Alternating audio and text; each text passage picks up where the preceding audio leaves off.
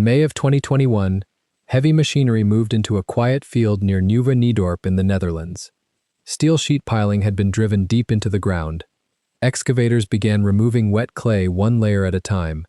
The material was carried away, broken down with water, screened and inspected by hand. At first glance, it did not look like an aircraft recovery. There was no wing showing through the soil, no fuselage waiting to be lifted, no recognizable bomber resting beneath the field. The machine they had come to recover had been destroyed so completely that, after 80 years underground, much of it existed only as fragments mixed into the earth. And yet the aircraft was not the real reason the team was there. Beneath that field were believed to be 5 men. They had disappeared with Vickers Wellington T2990 in the early hours of June 23, 1941. The crash site had never truly been lost. Local people knew where the bomber had come down. Its history had been remembered, and the men aboard it had been named. But 5 of the 6 crew had never been recovered. 8 decades later, the job was no longer to find a missing aircraft. It was to search the ground that contained it, piece by piece, until the fate of the missing crew could finally be resolved. T2990 was a Vickers Wellington Mark 1C of No. 311 Czechoslovak Squadron of the Royal Air Force. Its squadron code was KXT. On the evening of June 22, 1941, it stood at RAF East Wretham in Norfolk with 6 Czechoslovak airmen aboard. Vilém Bufka was the captain and first pilot. Alois Rozum was the second pilot. Vilém Konštatský was the navigator. Leonard Smirček was the wireless operator. John Hejna manned the front turret, and Karel Valach the rear. Shortly after 11:15 that night, T2990 took off for Bremen. 9 Wellingtons from the squadron were committed to the operation as part of a larger bomber force. For T2990, the first part of the mission was completed. The Wellington reached the target, released its bombs, and turned west for the return to England. That return placed it over the Netherlands during the most dangerous hours of the night. Shortly after 2 in the morning, German ground radar near Medemblik picked up the returning bomber. A Messerschmitt Bf 1110 night fighter flown by Oberleutnant Egmont Prinz zur Lippe Weissenfeld was directed toward it. At that stage of the flight, Rozum was at the controls. The German fighter found the Wellington. Years later, the only surviving member of the crew, Vilém Bufka, described what happened in simple terms. The aircraft was hit and caught fire. That fire changed everything inside T2990. The crew was no longer trying to finish a bombing mission or return safely to East Wretham. They were inside a damaged aircraft that was losing altitude over North Holland. Rozum could no longer keep the Wellington under normal control. Bufka attempted to make contact with the men farther back in the bomber, but received no answer. Fire and heat prevented him from moving through the aircraft to reach them. The Wellington began descending in a spiral. There is no reliable evidence that allows the final moments of the other 5 men to be reconstructed in detail. It is not known exactly what each of them was able to do, or whether some had already been wounded or incapacitated. What is known is that Bufka managed to get out. T2990 did not recover. At roughly 2:13 in the morning, it came down near Nieuwe Niedorp in the Kostverloren polder. Bufka survived the descent, although badly injured, and later became a prisoner of war. The other 5 men did not emerge from the aircraft before impact. For them, the crash did not end in a visible wreck that could simply be searched and cleared. The Wellington entered soft polder ground with enormous force. Instead of coming to rest as a recognizable airframe, it broke apart and drove itself into the soil. Components that had been joined together seconds earlier were torn loose, crushed, bent, or forced to different depths. Aluminium structure, equipment, ammunition, clothing, personal effects, and human remains became mixed with the earth around the impact point. Later historical accounts say German personnel tried to recover the engines and failed. Material remaining at the surface was removed, and the site was filled in. Then the field closed over T2990. For the people living around Nieuwe Niedorp, that made the site unusual in another way. The visible aircraft was gone, but the place itself became the marker. There was no dramatic rediscovery decades later because there was nothing to rediscover in that sense. The field could look ordinary while still containing the remains of a bomber and 5 members of its crew. Local remembrance helped preserve that knowledge through the post-war years. and later Dutch recovery personnel noted that respect for the crash site had also discouraged the kind of uncontrolled digging that could scatter evidence or remove parts without recording where they had been found. That long period above ground and below it moved on at completely different speeds. Farms changed, roads changed, generations changed. Beneath the surface, the basic condition of the crash remained unresolved. T2990 was still there in pieces, and the 5 missing men were still officially connected to the same patch of earth. But the crash was not forgotten. People in the area knew where the Wellington had come down. The site was commemorated, and the names of the missing crew were remembered. What remained unresolved was not the location of the bomber, but the physical fate of the 5 men still associated with it. That difference is important. Many famous aircraft recoveries begin with discovery. A wreck is found in a lake, on a glacier, in a swamp, or beneath the sea. The first challenge is locating the machine. T2990 posed almost the opposite problem. Its location was known. The difficulty was that the aircraft had become part of the ground itself, and there was no simple reason to dig it all out immediately. Across the Netherlands, thousands of military aircraft were lost during the Second World War. Some crash sites still contain missing aircrew. Excavating one of those sites requires far more than knowing where it lies.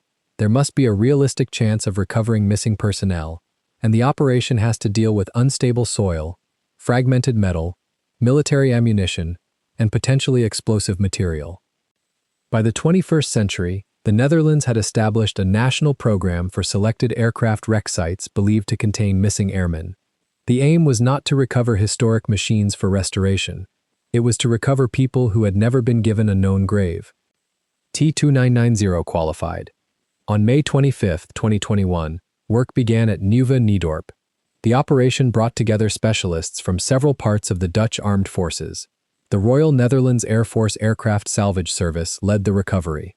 Explosive ordnance personnel dealt with weapons and ammunition.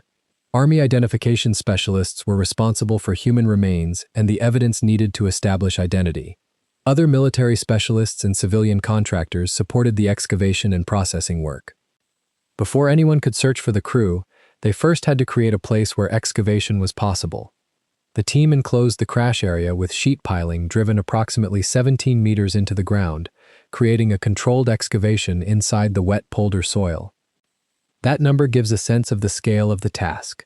The recovery was not a shallow archaeological scrape around a visible wreck.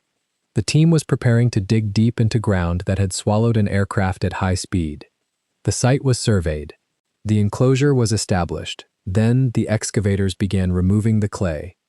Almost immediately, small pieces of aluminium appeared. At first, they were only fragments. As the work went deeper, aircraft material became more concentrated. But there was still no moment when the outline of a Wellington appeared beneath the excavator bucket. No fuselage was uncovered. No complete wing emerged. The aircraft had not survived underground as an empty shell. Instead, each load taken from the excavation became something that had to be searched. The material was transported to a separate processing area. There, water was used to break down the clay. The soil was washed and screened to roughly 8 millimeters. Everything left behind had to be examined. The method also forced the team to think at 2 scales at once. Heavy machinery was needed simply to reach the wreck zone, yet the final search depended on objects small enough to sit in a person's palm. An excavator could remove huge quantities of earth, but the recovery could still fail if something important disappeared in that earth afterward. The large machinery, therefore, did not replace careful examination.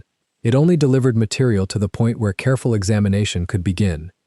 This is why the 8mm screening mattered. It was not a technical flourish added to an ordinary dig. It was a response to the condition of the aircraft. T2990 had been broken so violently that evidence of the crew and evidence of the machine occupied the same material. The recovery team could not decide in advance which bucket contained something important. Each stage had to reduce the mass of clay without throwing away the pieces that explained who and what had gone into the ground. That process defined the recovery of T2990. A conventional salvage operation often has a clear visual measure of progress. A propeller rises from a lake, a wing breaks the surface, a fuselage is placed onto a barge. At Nieuwe Niedorp, progress could be represented by a piece of corroded aluminium no larger than a hand. The excavation produced thousands of aircraft fragments. Some objects were immediately recognizable. Components of the landing gear survived in relatively substantial form. Parts of the engines were found, but not as complete power plants that could simply be lifted out and displayed. Other pieces had been distorted so badly by the crash and decades underground that their original function was difficult to recognize at first glance. Weapons and ammunition were also present. The Wellington had already released its bombs over Germany, so the recovery team was not digging through the aircraft's original bomb load, but onboard weapons and large quantities of .303 ammunition remained part of the wreck environment. Explosive ordnance specialists had to separate hazards from historical material while the excavation continued. The process was slow because almost nothing coming from the hole could be dismissed casually. A lump in the clay could be part of the bomber. A small corroded object could be ammunition. A piece of fabric could have belonged to a crewman. Human remains could be small enough to pass unnoticed unless the soil was carefully processed. So the recovery continued layer by layer. Excavate. Move the clay. Break it down. Screen it. Inspect what remains. Then repeat the process. That rhythm makes T2990 different from the kind of recovery in which the main engineering problem is how to lift a heavy but largely intact aircraft. Here, the aircraft could not be treated as one object. The impact had already separated it into thousands of clues. The deeper the team went, the clearer that became. The Wellington was present everywhere, but almost nowhere in the form of a Wellington. Pieces of structure appeared beside ammunition. Personal material appeared among crushed components. Human evidence came from the same processed earth that also held pieces of the aircraft. That created a strange reversal in what counted as a significant find. A large part of the undercarriage might reveal how deeply the aircraft had penetrated.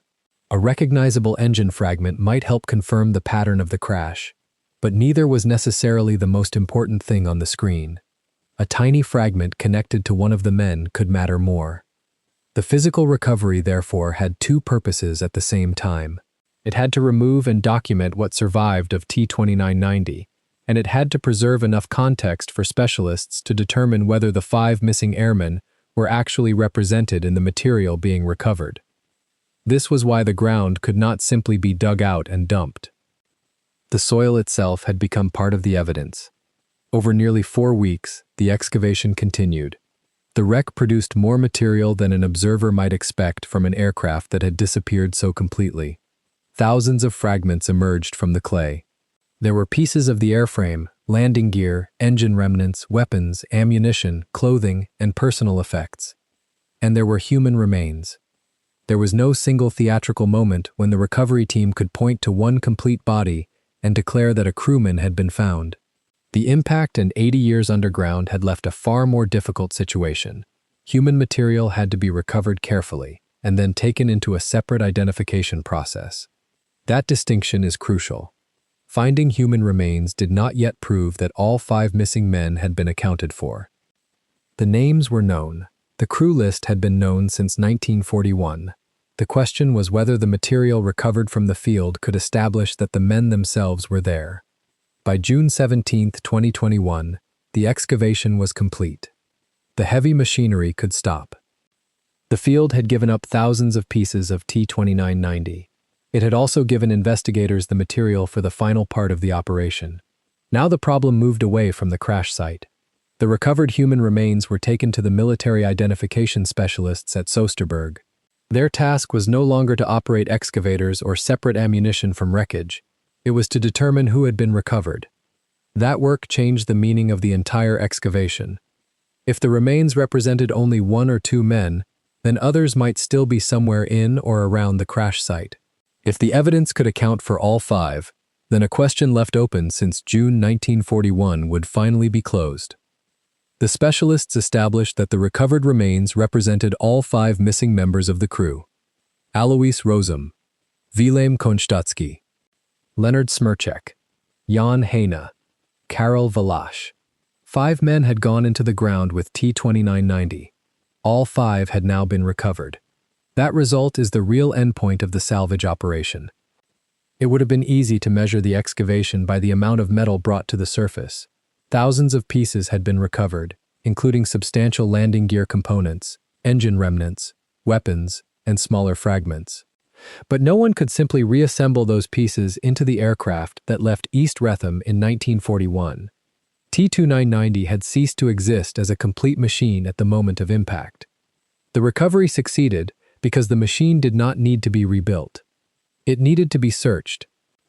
The sheet piles driven 17 meters into the polder, the excavators removing layer after layer, the excavated clay carried to the processing area, and the screens working down to 8 millimeters were all part of one objective. They were methods for reaching 5 people inside a wreck that no longer existed in one piece. 1 year after the excavation, the result became visible in a different way. On June 23, 2022, exactly 81 years after the crash, the 5 recovered airmen were buried at the Commonwealth War Graves Commission Cemetery at Bergen op Zoom.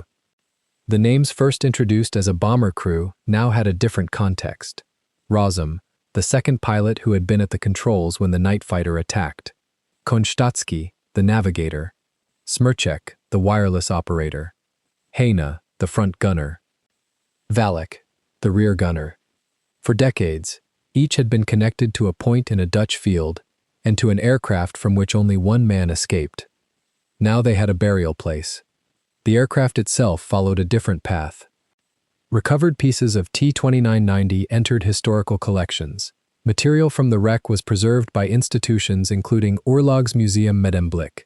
At Nieuwe Niedorp, a new Wellington memorial was unveiled in 2023. Metal recovered from T2990 was incorporated into it. That may be the most fitting final form for this particular aircraft. There is no restored Wellington T2990 standing in a hangar.